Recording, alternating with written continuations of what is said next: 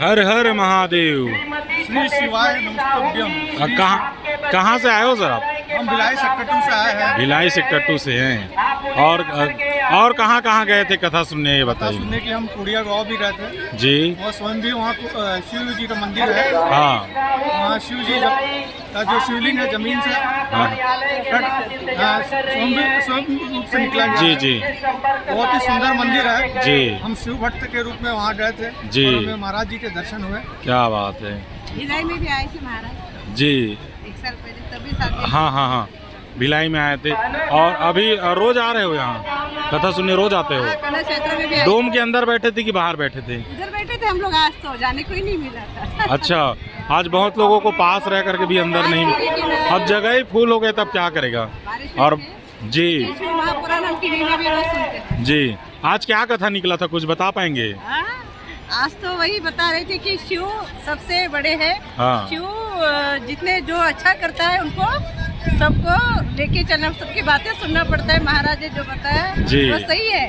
जी जो अच्छा काम करता है उनको सबकी बातें भी सुनना पड़ता है। और जी। वे सफल जरूर होते हैं। जी जी और रुद्राक्ष के बारे में बताए। जी रुद्राक्ष के बारे में जो भगवान जी के शंकर जी के जो आंसू है जी वो रुद्राक्ष के रूप में जो वृक्ष जो उत्पन्न हुआ था जी। उनकी महिमा के बारे में विस्तृत जानकारी दी।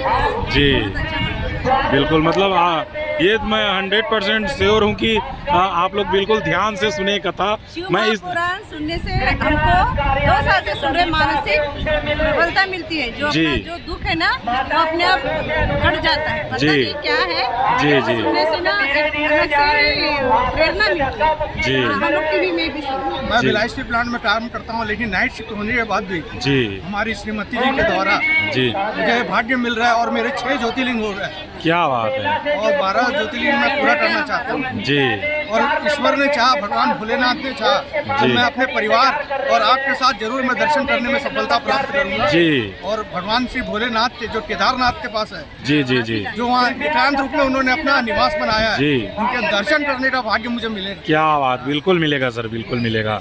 हर हर महादेव। आस्था और विश्वास रखिए, बिल्कुल आपको वहाँ तक जाने में सफलता मिलेगी। हर हर महादेव। हर हर महादेव। श्री शिवाय नमस्ते। जय भोलेनाथ जय।